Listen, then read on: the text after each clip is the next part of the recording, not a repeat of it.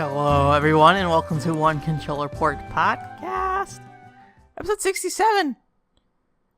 I'm Benjamin Yoder, and I'm here today to talk to you about, let's talk about controllers first, video game controllers. I'm here to talk about video games, so in that vein is video game controllers, and I believe I talked about it last week, where I was kind of opening up a lot of my controllers, I had like a handful of controllers that I'd set to the side that were here with me, and like in kind of various conditions that made them undesirable to play with. So I opened those up and kind of cleaned them out and all that stuff. And I got probably about 3 out of 4 working pretty well. I bought a couple of replacement parts for the GameCube controller, specifically just analog stick stuff. And those worked out pretty good. The PlayStation 2 controller, though, did not work out, unfortunately. The up input on the D-pad and the L1 input, and I think the L2 as well, just straight up don't function on that controller. And I believe the reason why is that inside the controller there's like this membrane circuit kind of thing. And I believe the conductive... I guess line you'd call that basically tells the controller, hey, these buttons are being pressed, is maybe broken somewhere. And there are ways to kind of resolve that, but it requires like getting like a conductive like material that you basically paste onto it, and then you have to like make sure you don't cross any lines or anything like that. You have to get a really clean line and all that stuff. And ultimately I decided it was like, this probably isn't worth it. And then I think you can also buy like membrane replacements, but I couldn't figure out how to get the membrane off the actual controller components itself. So I was like, you know what? I don't know. I don't know if I want to do this. And I already have a perfectly working PS2 controller, and it's pretty rare that I ever need anything. But then I found I actually have another controller here that wasn't mine originally. It just was given to me at one point. The analog sticks were, I don't know if they were messed up or replaced. I think someone might have ripped all the like rubber off of it. And so it's just like the plastic underlayer of it. So I took the analog sticks from the one I was having that didn't have the, those buttons functioning, and then just put those on the other controller. And yeah, it works. And now I have a second working controller from the other one. So as far as I can tell, I played a bit of PlayStation 1 imports with it, which if you didn't see, I actually did a stream where I went through some of my more recent imports. I think I talked about it on a podcast recently, and a handful of those were PlayStation 1 games. Most of them were kind of unremarkable. Tales of the Phantom has like a cute puzzle game in it, or not cute, it's just kind of a puzzle game. And then there's this game called Great Hits, which just has a really weird style. It's like a music video making game, but I didn't really spend enough time with it to really learn what was happening. I would have to spend a good chunk of time just like kind of feeling out the menus and stuff. More importantly, I played Blue on that collection, and it's called Blue Legend of Water, and it's like like a kind of like a Echo the Dolphin kind of thing, except for you're a person who was working with a dolphin to solve things. So I played a little bit of that, and really the only thing I ended up doing in it was like it's like a really terrible animation, but for the most part, it got the point across. A boulder like fell into the water and like caught this guy underwater, so you have to tell the dolphin like, hey, help me push this boulder, and then you tell the dolphin that, and then you have to push the boulder as well. Because you're a person underwater, there's like it is like swimming controls. It feels pretty fluid though in some ways, so I think it's just a matter of it's actually pretty sensitive, so it's easy to like over compensate, I feel like, for going in certain directions. But once I get the feel for it, it'll be pretty good. But that game is pretty interesting, and it has a unique, like, I don't know about a unique art style, but it has an interesting look to it. I think the art a little bit reminds me a little bit of like Trace Memory and stuff like that, which I feel like I've been talking about Trace Memory a lot recently, but it reminds me of that look a little bit. But I mean, it's a PS1, game with 3D character models, so that doesn't really translate over to the actual character models in the game. So yeah, I did that. I also played a visual novel, I always forget the name, Galaxy Frolin or something like that, the PCFX version, but I have only the trial disc for it, not the actual final game. So So I poked around in that a bit, but it wasn't particularly interesting for streaming purposes, so I just kind of stopped playing it after a little bit. You did used to play like a slot machine where you dressed your character up. It was kind of cute, except for the fact that it was like it was pretty set in stone what you need to dress her in. I think it was just like, oh, she's going to school, therefore please dress her in her school clothes rather than the other clothes. Where I was just like, I don't know, I want to put these sunglasses on her. And it wouldn't let me do that. It said miss and made me force me to dress her appropriately for her school occasion. So yeah, and then probably what I played most on that stream was Homeland. That's a GameCube like online RPG thing. That's something I want to do more with. It's probably the most interesting game out of that bunch, and it was, aside from the Super Nintendo controller, probably one of the other driving factors of why I imported all those other games in the first place. Homeland's just like it's strange. It's a very like I'd say old school style RPG. Maybe I say it's influenced from like old school style MMORPGs. Like mechanically, it feels very simple, and like the early on stuff is just like very very grind heavy. It feels like. But it looks like you have maybe about like 8 to 10 worlds or something like that, and you kind of walk around and you don't make your character per se. You just kind of choose if you're a guy or girl, and then you put a mascot on your character. So when you go to the actual worlds to fight, you equip yourself with a mascot. So you start out with a like an elf guy with blue hair, and then like a block. So yeah, so you go around these worlds, and you just, at the beginning it's just pretty much just fighting slimes and stuff, and you earn some spells. It's got a really nice art style to it, and it doesn't like because it's an online game, it doesn't like cut away when you go to battles. It pretty much just the fights just happen on the open world itself, which at the time I think you could say was not super common, but I think it was, you know, fairly stuff like Final Fantasy 12 and stuff was coming out at the time, so it's not like, you know, unheard of or anything like that.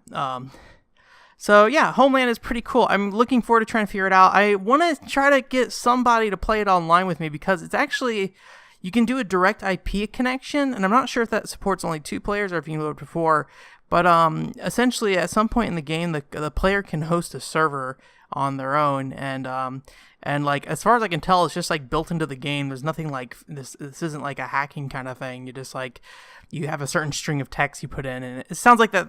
There's this the post that's describing it makes it kind of like urban legendy in a way that makes it feel like, maybe this isn't actually how this happened. But supposedly, it was passed on by the developers when the game was going offline, and they're like, hey, you can do a direct IP connection using this text in the game if you load this text into the game through the chat window, and then you can basically play online with other people essentially forever, because as long as, you know, the internet doesn't change too much for that kind of connection wouldn't work, it should be fine. So yeah, I might see. I saw that there was one person who originally was posting about the game. Seems like he might still be fairly active in talking about the game. He might be the one guy that I can find. So I might reach out to him and see if I could play some with him once I get far enough. But yeah, I'm not sure where that's gonna fall into place. Right now, I'm still trying to finish up Shaman King and Sword Art Online. It's taking so long.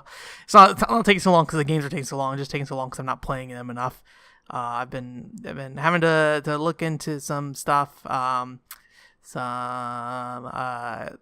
to do doctor appointment stuff and things like that. So real life things just getting in the way. Also, I have to get a new apartment, which I'm looking around for that. So that's a good time. There's one, like, I'm just going to share this little story. There's one apartment that I was there seeing, and the lady was just like in the center of the apartment, just like singing the entire time while I was looking around. Usually they like walk around like, oh, here's this, here's this, here's this. This lady just like stood in the living room and sang while I was looking at the place. It was kind of interesting. But I was like, oh, whatever, man, I can look at an apartment like by myself. I don't need you to point me where the bathroom is. So for the most part, that was interesting. Kind of, it was just a weird thing. There's Gamescom news this week, and unfortunately I had pulled up a list of things I kind of want to look at, but nothing really caught my eye that like really stood out. So maybe it was best that I lost my list of stuff on accident. The one thing I do remember that I was kind of, and we'll just hit this real quick, the SNK Heroines has a Million Arthur character in it, weirdly enough, which you don't know. Million Arthur is like some mobile game. that's popular in Japan. I don't think it ever really took off here, but there's like a really silly series of shorts on Square Enix's YouTube channel for that series that I've watched. I think by the person who does Ami Ami. Is that what that series is called? There's like an anime series called like Ami Ami or something like that. No, that's a retailer. I can't remember. I'll have to try to remember later. But yeah, so anyways, Million Arthur, that made me slightly more interested in SNK heroines, at some point. We'll see. I don't know. I just bought Tatsunoko vs. Capcom Ultimate Generations, which, I mean, I've already played Tatsunoko vs. Capcom, but this is the US version with new stuff in it that I never got to play, So yeah, anyways, that side note aside, I also saw that if you are interested in Final Fantasy 11, I shouldn't say this is like official news or anything, but it was just something that I had caught on the Twitters. They had like a 4-hour stream that they did, and one person was tweeting about it in Japanese, basically posting the Q&A stuff that they were going on. And apparently, like, Final Fantasy 11 subscription numbers are up, weirdly enough, it sounds like. I'll post the tweet in the description because, I mean, I'm just Google translating it, and I'm just going off what this person said. I haven't really been able to figure out where I haven't seen any text versions of the conversation or the question and answer stuff yet for that 4-hour stream. Maybe because it's a 4-hour stream. But basically, just saying that subs are up, they're profitable, and that there's no plans to shut the game down right now, which is kind of interesting to see that still going. And I would be curious why the subscription numbers are up, but I mean, like, I'm not keeping up with the updates or anything like that. So it's interesting. Maybe just people feeling more nostalgic for the game going back more frequently or something like that. So I need to get back to it. I need to go through the Winterstein storyline. I actually have like a Final Fantasy 11 article that's been sitting around for a while that I need to figure out how to finish up.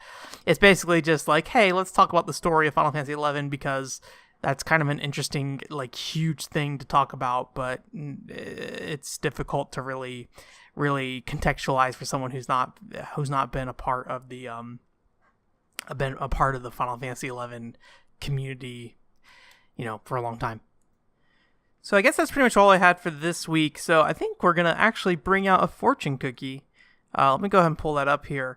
I probably would have had more to talk about if I didn't lose all that stuff that I was looking at. But again, there's a lot of little stuff. I was looking at something called like Hero 5. It's like a Korean, like, I guess, beat 'em up kind of thing by Hammer Entertainment, but I couldn't find much information about it. This game's no good. I can't really talk about that one. But yeah, and there's a few other things. I saw the Xenoblade 2 had Elma announced for Xenoblade 2 as a blade. I'm gonna get that Xenoblade 2 expansion, the physical version, at some point. But we'll see. I think it comes out next month. So I don't really know I don't know how long that thing is and how much time I'm gonna spend on it. I really would like to spend more time with Xenoblade 2, but it's hard to justify it at this point. And I have an Xenoblade 2 article I still want to write about the story of the game. I kind of touched on the story a little bit in that video I did, but I didn't really go super in depth on it. Probably because like my major feelings about the story are kind of in the end part of the story, and that might be considered spoilers.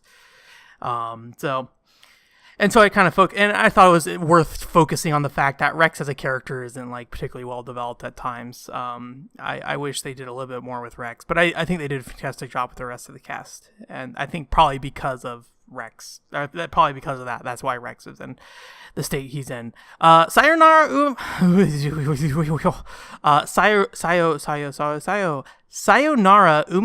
Kawase. I had a hard time saying that for some reason. This is actually the PC version that's noted here, but I only played it on Nintendo 3DS, and I'm guessing they're probably the same game for the most part, which I had been interested in Umihara Kawase for a while. I can't remember where I originally had seen it.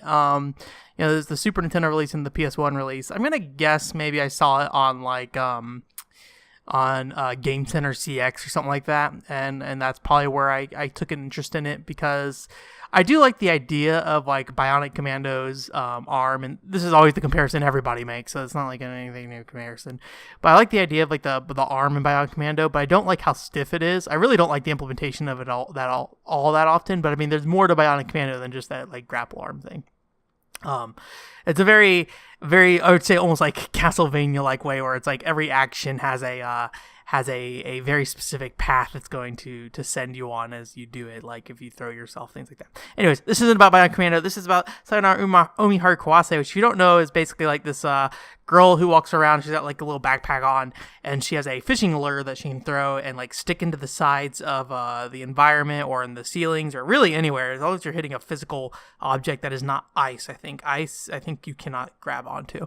And then you can basically sit there and swing yourself around, and you can kind of like extend and contract the line as you're swinging around on it. So you can do some interesting things with the momentum, because it's very dynamic in how the line will actually affect you. Like you can eventually, like, you know, if you shorten it enough, you can get into positions where you're like vibrating between locations because your line is, you have a specific level of physics that's going, and your line's short enough that you're able to do that.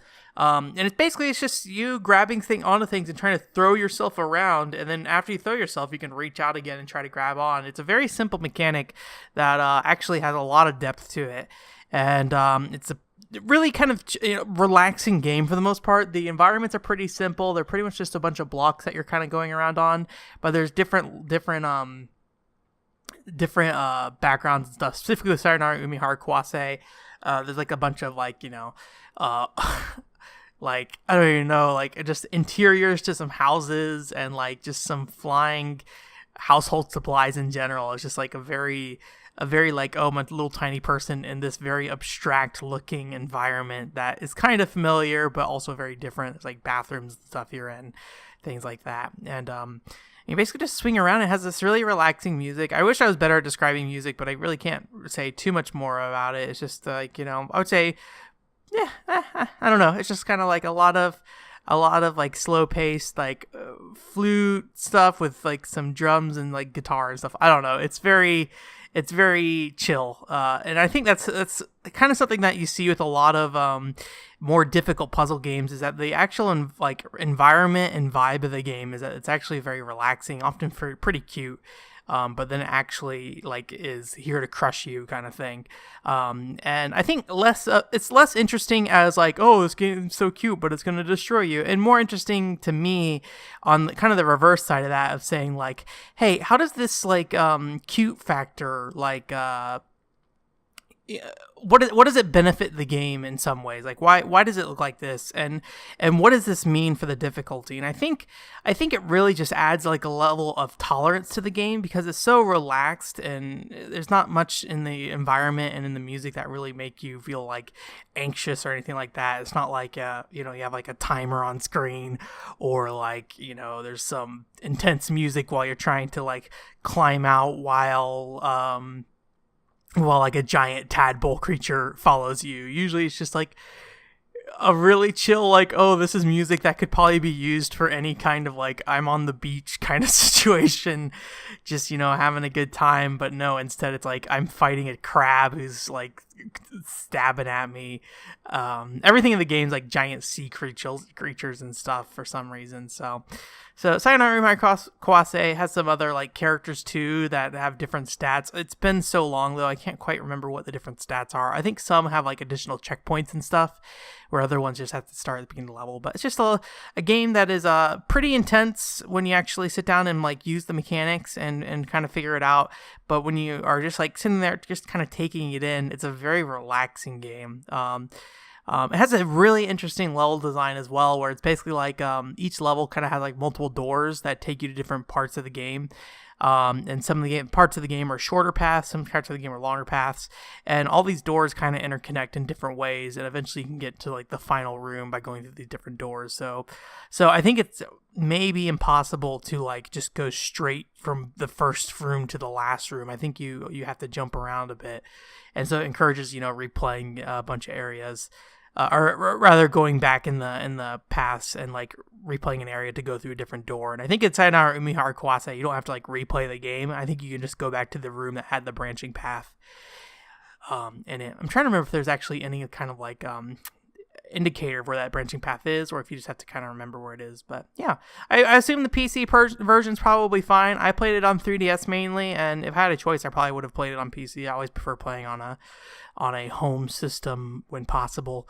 Anything that shows up on a monitor or a TV screen is going to be more valuable to me than something on like a portable, just because I don't spend a lot of time playing portables, and most of the time if I'm playing video games I'm at my desk, which means I'd rather just play on a larger screen if I can. So I think there's actually like a fan-made VR mode for Sayonara Umihara Kawase, which is actually kind of interesting to see, just because it's like a very flat-based game, and I guess it'd be like similar to seeing any kind of like 2D platformer, not 2D, but like 3D, 2.5D, that term that was used, during the DS era, but like a 2.5D environment where you're like kind of walking around on these like hallways essentially, and then one way is like off into nothingness, the other way is just a straight wall you're looking at basically. So yeah, that game's cute, good fun. I'd recommend checking it out. I think I picked up all the ones on PC because for some reason they got like delisted for a little bit, and then now they're back. I'm pretty sure you can pick them up now. So yeah, I need to play the Super Nintendo and PS1 one at some point, but we'll see. I almost started the first one, but I had some issues with using the DS3 tool and setting up proper controls. So that was a good time. That's going to do it for this week. Thanks for coming. And there's either going to be a Full Spectrum Warrior article this week or a Hello Neighbor article this week. One or the other. I think it's going to be Full Spectrum Warrior because I don't know if I'm going to work on the Hello Neighbor one tonight. I think I might just kind of chill and play some more Sword Art Online Fatal Bullet. Speaking of which, Sword Art Online Fatal Bullet will probably be the stream game this week because I want to go ahead and do that game because I'm trying to like... I don't want to do like all new games and all old games in a row if possible. Like I don't mind doing all old games in a row if I don't have anything new to play. But if I have a mix of the two, I'd like to kind of like back and forth them, if I can. So we'll see. We shall see. Other than that, just still working on Shaman King as well. So we'll see. I think I'm having some change of plans with Shaman King. Originally it was going to be a video. I think I'm going to actually expand it to... I think I'm going to expand the scope of what I want to do with the article. And then I'm going to probably try to make it an article and see what I can do with it. I might see if I can, sell it somewhere or something, which is something I really need to do. And I feel like the Castlevania name is relevant enough at this point that, or rather Metroidvania in general, like the Konami related Metroidvania scene is kind of relevant in a way. Versus like the indie stuff that's coming out. So I think that might be something worth pursuing, and I think I have some ideas on how to make that more interesting than just saying like, here, this thing's kind of like Castlevania. So we'll see. I'm gonna focus on finishing the second game first, and then go from there on what I plan to do with that. Otherwise, I do have another video in mind. I just have to capture a lot of the footage for it and then like write the article and stuff. So we'll see. Videos are a difficult thing to do, unfortunately. They take a lot of time, a lot of effort, and a lot of coordination of getting a script that's gonna not only read well but also deliver itself well with video alongside it. And I kind of try to make those special cases when I can. To make sure that the time and effort is worth it, because otherwise you just kind of end up with like that Panzer Dragoon Orta video. I don't really feel particularly great about that video. I mean, it was fine. I had a script set aside for it, so it's just like I had already kind of laid out what I wanted from it, but I just feel like I need to have more of a passion for something before I make a video of it. So that's be it. It's gonna be it. I don't know if that made any sense. Words came out of my mouth, but then I wasn't sure if it said anything, so that's going to be it. Have a good week, and I'll see you soon.